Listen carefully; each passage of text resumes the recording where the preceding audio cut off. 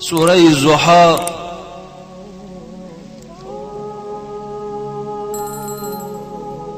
در پاره سیوم از قرآن جایگیر است. در مکه مکرمه نازل شده است. عبارت از 11 آیت است.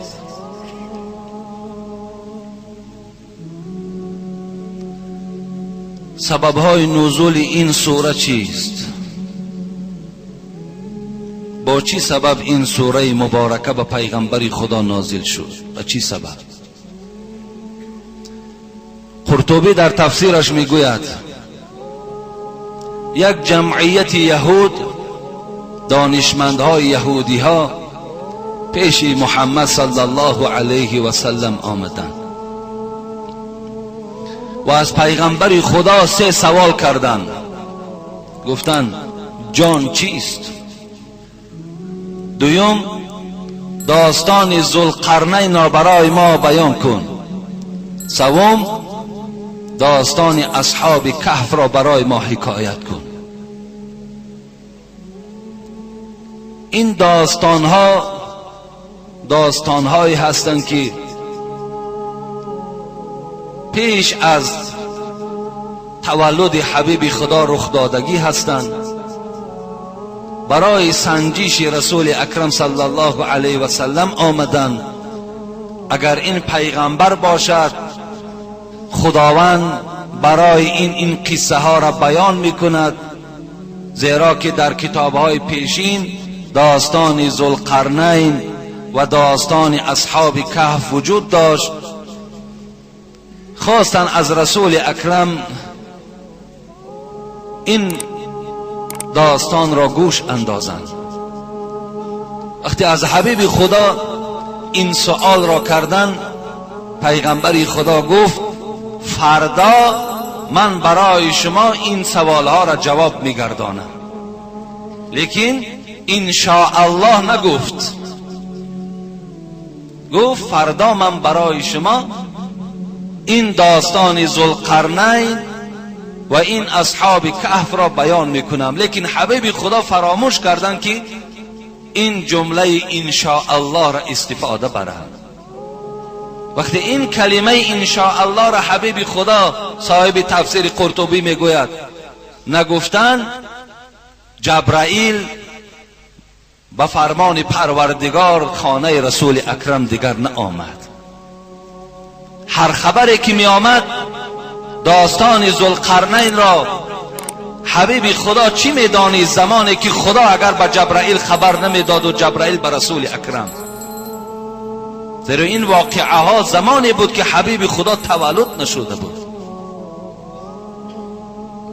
ابن عباس میگوید 25 روز جبرائیل خانه رسول اکرم نآمد. ابن جریح میگوید 12 روز نآمدند. مقاتل و صدی میگوید 40 روز جبرائیل خانه رسول اکرم نآمد. حبیب خدا بسیار حالش دشوار شد. پگاه یهودی ها آمدن، جواب نیست.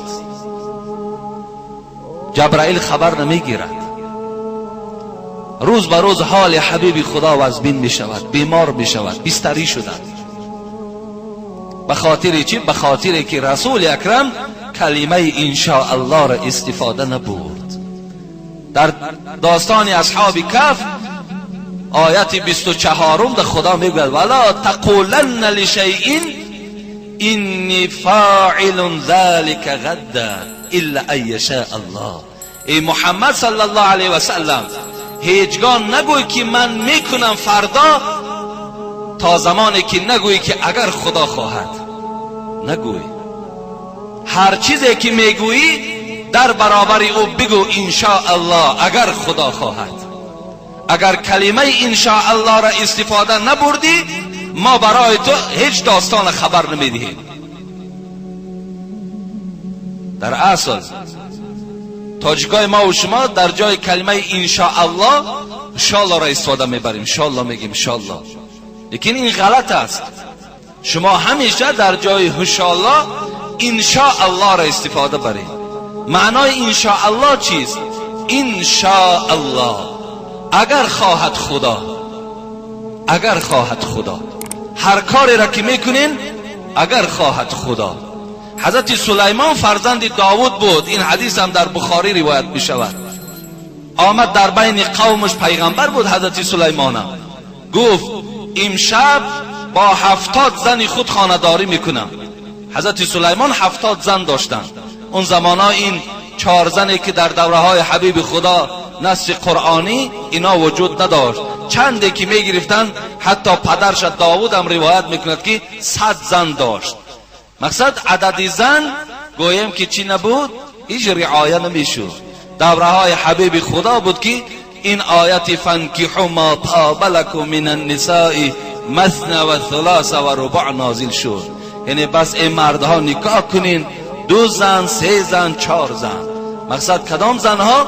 کدام مردها؟ همان مردهایی که اگر عهده برا باشند، مردهایی که گویم برای زنهای دوم و سوم خانه ها میخرند، شرایط ها را آماده میکنند. مثل بعضی از برادرایی که امروز زنهای دوم و سوم را فقط برای گویم شهوترانی، فقط برای گویم که یک وقت گذرانی انتخاب میکنن و در خانه هایی که گویم کوارتیران میگویند در کوارتیران ها میشینانند که اینها را البته به اینها رخصت نیست. مرد زن دوم و سوم کسی میگیرد که همه شرایط را برای اون زن مهیا سازد، زیرا که اجل نامعلوم است که به سر زن میآید اول یا به سر مرد میآید. اگر مبادا که این زن دوم از این مرد صاحب 4 یا 5 فرزند شود و این زن در خانه اجاروی نشیند، این مرد از دنیا گذشت، پس وای از او خانه پیش میکنند، این زن درد سر کی میشود؟ اینا را هم البته ما و شما باید که امروز به نظر گیریم.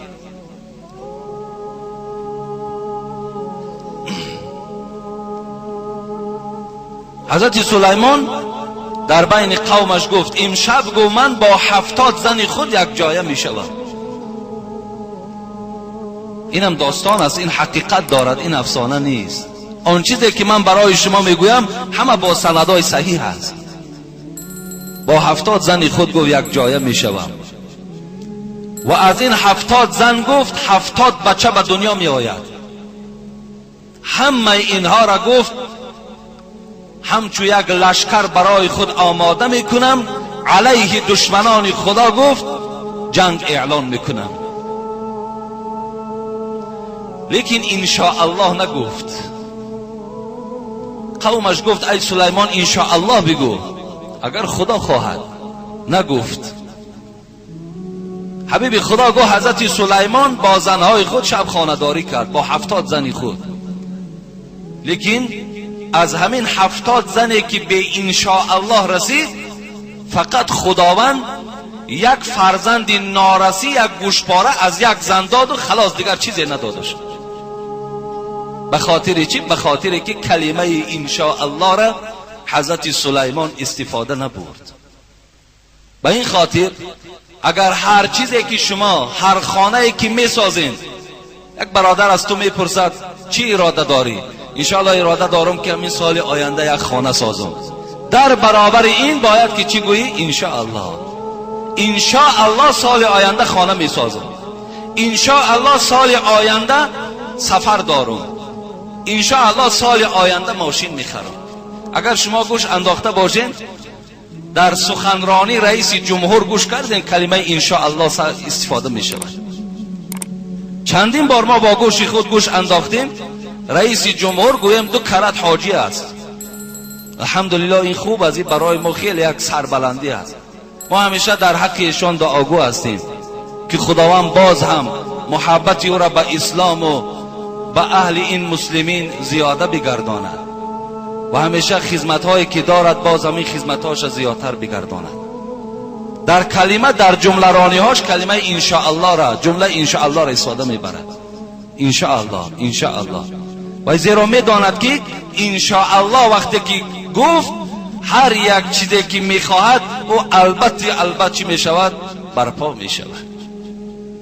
به این خاطر شما هم دادرای عزیز در برابر این تفسیر سوره ضحی این جمله را هم همیشه استفاده برین. انشاءالله هر چیزی که میگویی، هر سخنی که میرانی، انشاءالله را همراه خود استفاده ببر. انشاءالله همه کارهای شما چی می شود؟ خوب می شود و نقض می شود. انشاءالله نگین. یا مثال در بعض جمله هامان مثال الله اکبر نمیگن، باز خیلی یک جمله دیگر استفاده میبرن که مثال اونم معنی نمیدهد، ولی از یادم رفت مثال در جای کلمه الله اکبر الله اکبر، اینا بسیاری وقتی دعا میکنن الله اکبر میگویند. این الله اکبر نیست، این بله چی است؟ الله اکبر. حتی کلمه نصیبی که شما میگوین نصیب باشد، همین معنای نصیب باشد معنای انشاءالله است، لیکن شما در جای نصیب باشد انشاءالله را استفاده برید. این بهتر و این البته فایده آورترش این است که انشاءالله، یا اینکه اگر زبانتون در انشاءالله هم که نگشت در چی گوین؟ اگر خدا خواهد یا خدا خواهد. انا همین جمله ها را استفاده برین. هر کاری که دارین البته به البته خداوند باید نیک میگرداند. انا حبیب خدا انشاءالله را نگفت. داستان ذوالقرنین و داستان اصحاب کهف فردا برای شما حکایت میکنم، لیکن کلمه انشاءالله استفاده نشد. 40 روز جبرائیل خاندان حبیب خدا نآمد. این قرطبی در تفسیر قرطبی این بیان شده است. یکی از سببهای نزول سوره ضحی را انا همین میگوید. لیکن طبرانی و ابن ابو شیبه در مسند خود چی میگویند؟ اونا میگویند که خوله که یکی از خدمتگارهای رسول اکرم صلی الله علیه و سلم بود، بار میگه در حضور رسول اکرم بودم که حبیب خدا خیلی خیلی غمگین بودن، ناراحت بودن و به جانب من گفت ای خوله چی شده است که جبرائیل خانه رسول خدا نمی آید؟ وقتی میگوید این حالت خیلی غمگین حبیب خدا را مشاهده کردم، در حال از جای خود خیستم و گفتم ای حبیب خدا، من خاندان تو را رفت و رو میکنم، جاروب میزنم، شاید که بعد رفت و رو بعد تازه کردن جبرائیل خانه رسول خدا آید. خوله میگوید این زمان من از جای خود خیستم و با جاروب خانه رسول اکرم جاروب رو کردم. بناگاه جاروب خود از زیر کت حبیب خدا وقتی میرانم نگاه میکنم یک سگ بچه در زیر کت مرده بوده است و این سگ بچه را وقتی که با جاروب من بیراه کردم و از خانه حبیب خدا بیرون پرتافتم، آمدم که رسول اکرم میلرزید. همون بود که جبرائیل در خانه رسول اکرم نازل شد آمد. سببی گویم که طبرانی و ابن ابو شیبه سبب نآمدن جبرائیل به خانه رسول خدا این چی بود؟ میگوید انا مردن همون سگ بچه در زیر کت بود. از این خاطر است که رسول اکرم میگوید الملائکه لا تدخل بیتا فیه کلب ولا صورت. این حدیث متفق علیه است. حبیب خدا میگوید ملائکه ها در خانه سگ باشد و در خانه صورت باشد هیچگاه داخل نمی شود. در کدام خانه ای که اگر سگ دارین، در کدام خانه ای که صورت دارین، اگرچه صورت پدرت باشد، اگرچه صورت مادرت باشد، اگرچه صورت فرزندهات باشد، رسول اکرم گفت ملائکه ها در این خانه ها داخل نمی شود. حتی در حدیث هایی که چی مسلم روایت میکند من امسک کلبا فانه ینقض كل یوم من عمله و فی روایت من اجره قیرات. ببین حبیب خدا گفتند اگر کسی در خانهش سگ دارد هر روز مثل کوی احد خداوند اجر او را نابود میکند. خداوند عملهای نیکی او را نابود میکند در کدام خانه ای که اگر سگ باشد. مگر حبیب خدا گفتند الا کلب حرث او ماشیه، مگر سگی که اگر انسانی که زمین دارد یا گویم که چوپان است یا زراعت دارد، این سگها برای آدمی زمیندار، برای آدمی چوپان، برای آدمی که زراعت دارد استفاده بردن سگ اجازت داده. از آن جمله وقتی در کتابا در اطراف این سگ من بسیار نگاه کردم که در همین حولی هایی که ما و شما داریم در حولی ها رخصتش آمده است. فقط در خانه هایی که گویم که اینا خانه های هستن که در جایی که تو چای میخوری، در جایی که گویم لباس بدر میکنی، در جایی که تو مهمان قبول میکنی، در همون خانه ها اگر سگ باشن انا اون خانه ها در ملائکه داخل نمیشود. که این شما اگر با تلویزیون هر روز میبینید در مردم غرب، مردم طرف امریکا و روسیه و گویم ژاپن و دیگر دولت های گویم خیلی مترقی در درون خانه هاشون دیدین که سگ ها در پیشاشون هست. انا اگر همون خانه هایی که ما و شما داریم در داخلی او امروز گویم در سکسیه هایی که مردم آبشیجیت هایی که زندگی میکنن، اگر در همین سکسیه ها هم کسی اگر سگ نگه میدارد در زیر همین حدیث حبیب خدا داخل می شود که ملائکه ها در او خانه داخل نمی شود. و هر روز مثل کوه احد، این خیلی کوه برجسته است در مدینه منوره، انا همین اجرهای او را، عملهای نیکی او را خداوند با واسطه نگاه داشتن این سگ نابود می گرداند.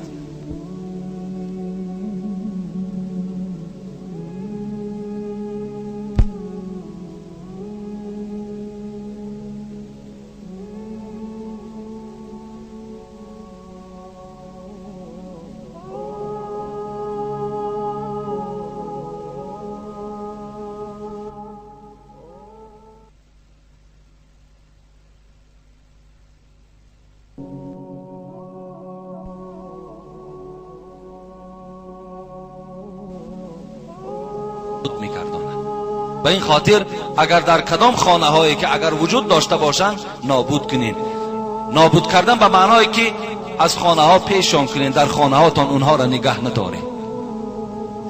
حتی در همین حوالی هایی که کلانی که داریم اگر میبینیم که یگان خوفی نیست، هیچ حاجت بر او نیست، اگر از روی احتیاط و تقوا و پرهیزکاری اگر دور کنین انشاءالله این در ما و شما ثواب میگیریم. لیکن بینیم که آدمی مالدار است، آدمی سوداگر است و این سگ حتمی در اون حولی لازم است، بگذار وای در همون حولی باشد.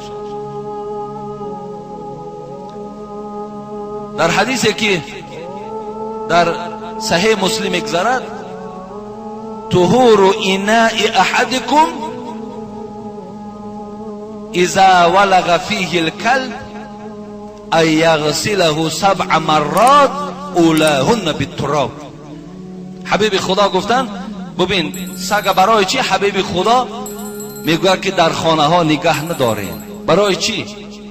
یک سببش در صحیح مسلم حدیث روایت می شود هر وقتایی که اگر دهان سگ در ظرف از ظرف های خاندان شما رسید، مقصد در طبقی که شما نان میخورین، در همون ظرف هایی که شما آب می نوشین، اگر وقتی که همون دهان سگ میگوید رسید، اذا ولغ فیه الکلب، وقتی آب دهان او یا زبان او یا لب او در همون ظرف که رسید، حبیب خدا چی فرمایش میدهد؟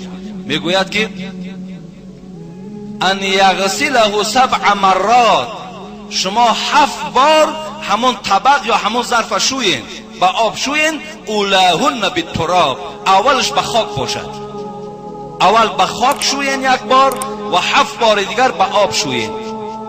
اینا من در دوره هایی که در تحصیل بودیم در همونجا در گازیت ها خوانده بودیم که همین حدیث پیغمبر خدا را در لابراتوری لندن سنجش گذرانیدن که برای چی پیغمبر خدا گفته است که مثال وقتی سگ دهانش در ظرف که رسید اولش به خاک بعدنش 7 بار دیگر بر آب شوید. چرا؟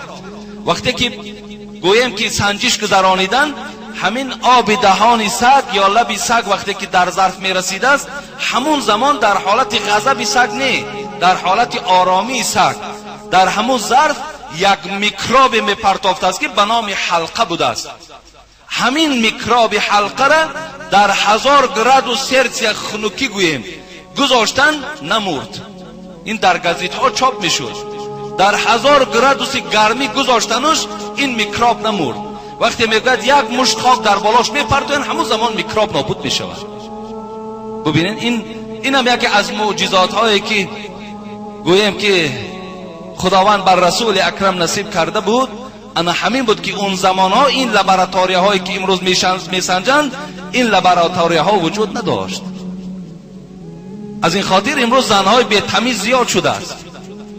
زنهای گویم که بی اندیشه و بی فکر و بی پرواز زیاد شده است.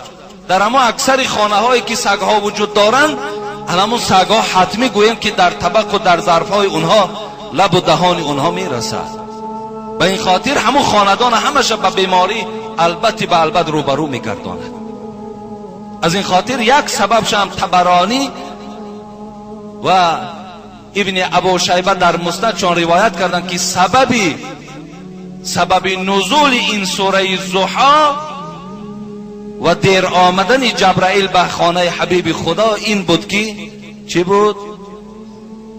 در خاندان او سگ مرده بود.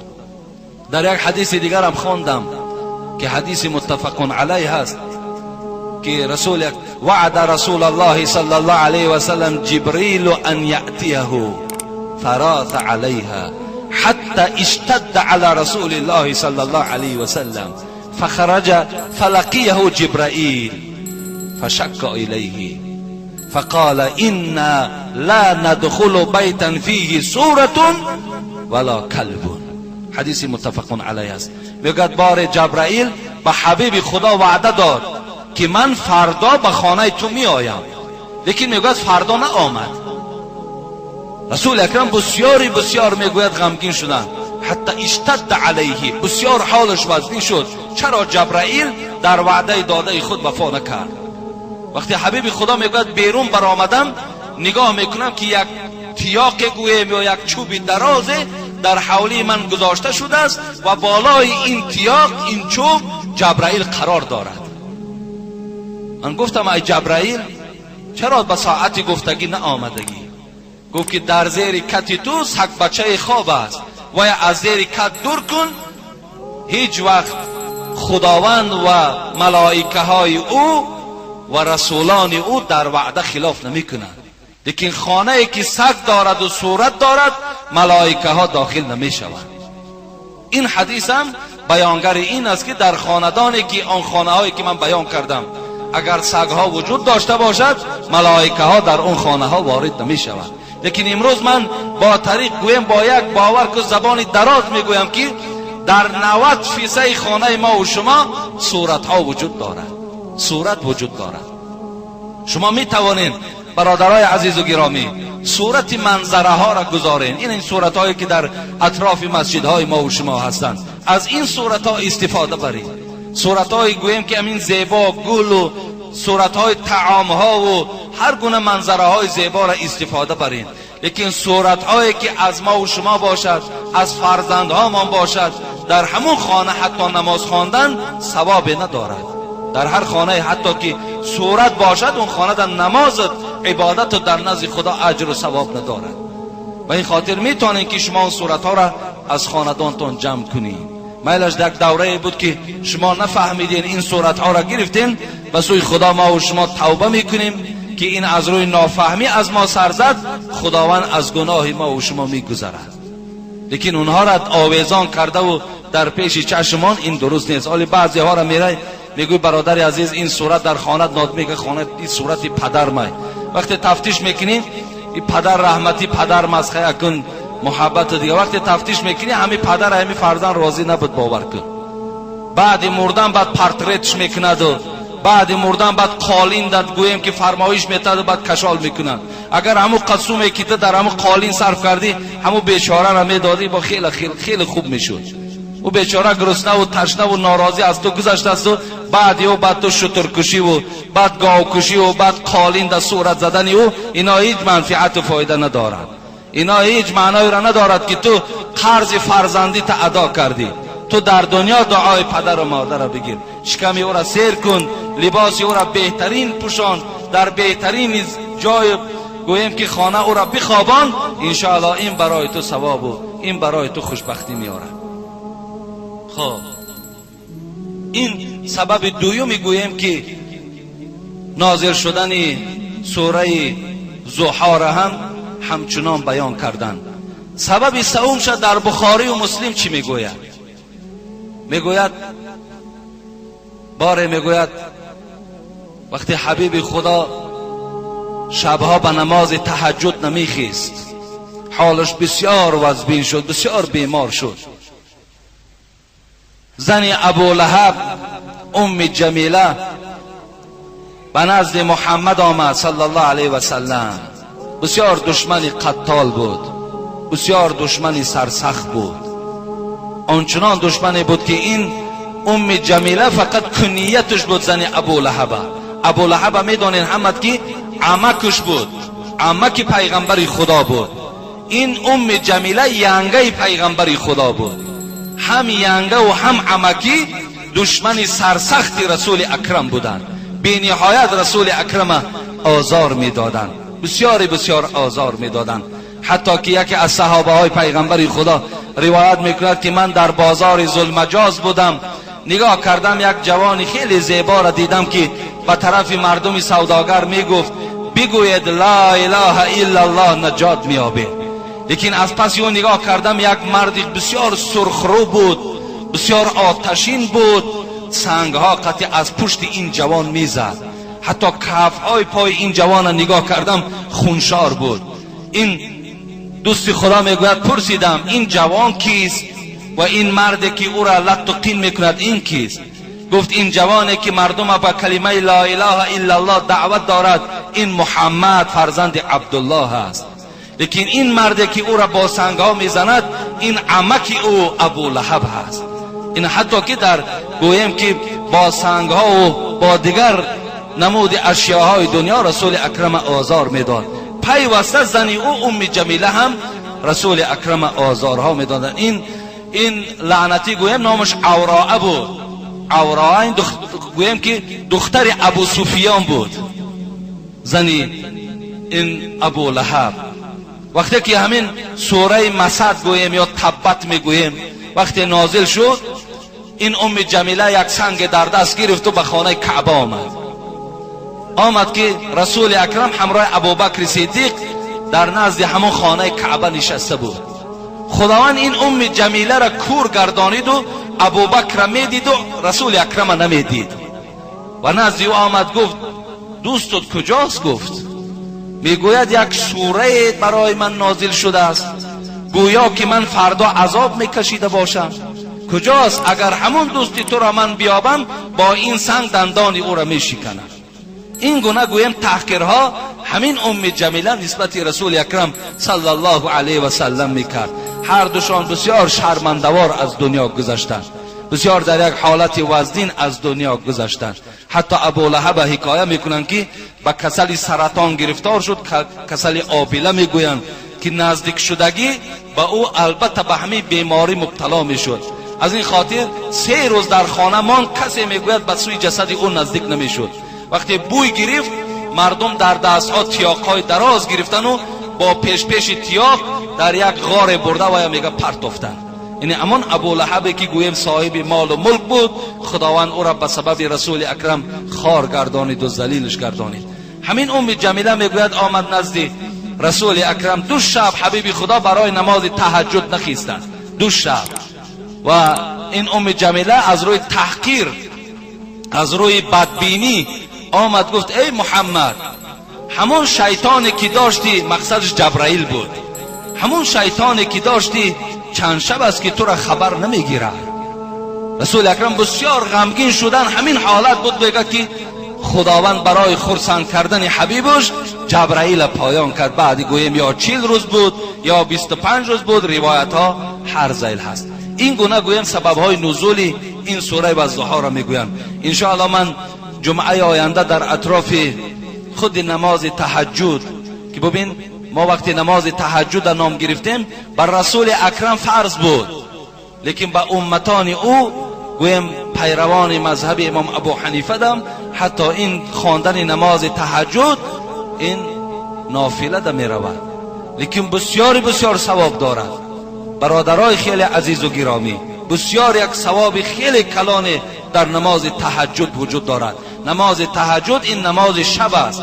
انشاءالله من جمعه آینده آغاز صحبت من از نماز تهجد میکنم و بعدا باقی مانده این آیت هایی که هست من برای شما تحلیل میکنم. حتی که رسول اکرم در یک حدیث مبارک میگوید احب الصيام الى الله تبارک و تعالی بعد رمضان شهر الله المحرم و احب الصلاة الى الله تبارک و تعالی بعد الفریضه صلاة اللیل. این روایت مسلم است. محبوب ترین روزه به سوی پروردگار بعد ماه مبارک این روزه داشتن نهم و دهم ماه محرم است. این به نزدیکی ماه محرم می آید.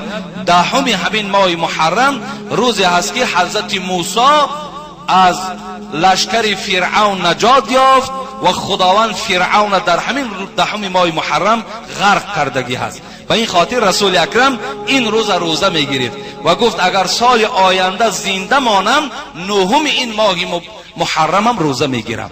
و این خاطر انشاءالله من آن روز نهم دهم برای شما بازگو میکنم کدام روز است. اگر شما ثواب برای ثوابش روزه گیرین خیلی ثواب کلانی دارد. لیکن محبوب ترین نماز پیغمبر خدا گفت بعد 5 وقت نماز فرض این نماز شب است. کسی که شب میخیزد نماز میخواند، کسی که ساعتهای 3 و 4 شب میخیزد گویم که نمازهای تهجد میخواند. نمازهای تهجد حاضر من مختصرا همین قدر بر شما میگویم که 2 رکعت هم خوانین میشود، 4 رکعت هم که خوانین میشود. مثال شما حتی 2 رکعت هم که خوانین و خواب هم که کنین همون نماز تهجد، همون نماز شب شما ثوابش میگیرید. اگر باز توفیق زیاد باشد 4 رکعت خوانین، زیرا در حدیث های رسول اکرم میگوید نماز رسول اکرم نماز شبش 2 رکعت بود. یعنی 2 رکعت اگر شما خواندن گیرین حتی تا 12 رکعت آمدگی هست. در بعضی روایت 8 رکعت هم آمده است که رسول اکرم نمازهای شبش 8 رکعت بود، در بعضی روایت 12 رکعت بود. برای همین نمازهای تهجد خوانین، ثوابش من جمعه آینده میگم. همین جا یک چند مهمان ها داریم، برادرها از خیلی راه ها ریگر آمدن، از دوشنبه آمدن، از دنغره آمدن. برادرها اینجا شب همراه ما در خانه، برادرای از حصار آمدن. بعضی سوالات در اینجا آمده است، ضرور همین من برای شما جواب گویم که مهمان ها دعوت طلب کردن. سوال همین است که به دعوت رفتن به خانه یک برادر چی معنا دارد؟ یعنی یک برادر توی میکند، یک برادر نان خدایی میکند، خب یعنی یک نمود صدقات را برپا میکند و تو را دعوت نمیکند. آیا رفتن تو به این چی معنا دارد؟ رسول اکرم صلی الله علیه و سلم اذا دعی احدکم فلیجب و این کان صائما فلیصلی و این کان مفطرا فلیطعم. رسول اکرم میگه وقتی که اگر شما را در کدام خانه که خواندن که نصف روز خانه من بیا یا اینکه بیگاهی خانه من بیا، حتمی اجابت کن، قبول کن. به خانه اون برادرت حتمی باید که حاضر شوی. اگر حتی رسول اکرم میگه روزدار باشی در خانه اون برادر اشتراک و فقط دعا کن. لیکن اگر روزخور باشی از طعام آماده کرده استفاده ببر و بعد او در حق برادرتون دعا کنی. این امروز بعضی اگر ما و شما روزدار باشیم میگیم کجا میریم خیر روزداره، لیکن معنای را نمیفهمیم که اینم یکی از حقهای است که حبیب خدا میگه حق المسلم علی المسلم 6. ببین این هر روایت است، حق یک مسلمان بالای مسلمان 6 است، در بعضی روایت 7، در بعضی روایت 5 می آید. این حدیثی که من گفتم با شما این روایتی گویم هم ترمذی است، هم نسائی است، هم ابن ماجه است، هم مسلم است. حبیب خدا گفتن یعنی مسلمان بالای مسلمان چی دارد؟ 6 حق دارد. یکم چیز اذا سلم، اذا لقیته فسلم، هر وقتایی که روبرو شدی با او سلام کن. دوم چی؟ و اذا دعاک فاجبه، وقتی که تو را خوان، تو را دعوت کرد، دعوت او را قبول کن. ببین اینم یکی از حق‌های است که بالای ما و شماست. از این خاطر کجایی که ما و شما را خواندن قبول داریم، کجای نخواندن اگر ما و شما حاضر شویم گناهگار میشویم. همون طعام هم برای ما و شما طعام گویم که یعنی یک شکاور، یک طعام گویم نادرستی هست که ما و شما باید تناول میکنیم.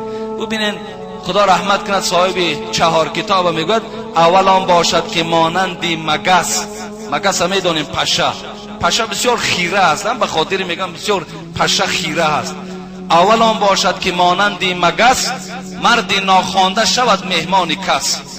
هر کی او مهمان کس ناخوانده شد نزد مردم خار و زار و رانده شد. کدام وقتی اگر ما و شما اگر ناخوانده یک جا که رفتیم حتمی ما و شما در اونجا قدر نداریم، در اونجا منزلت نداریم، در اونجا ما و شما را خوب قبول نمیکنن، زیرا ما و شما به دعوت خانه اون برادر رفتیم.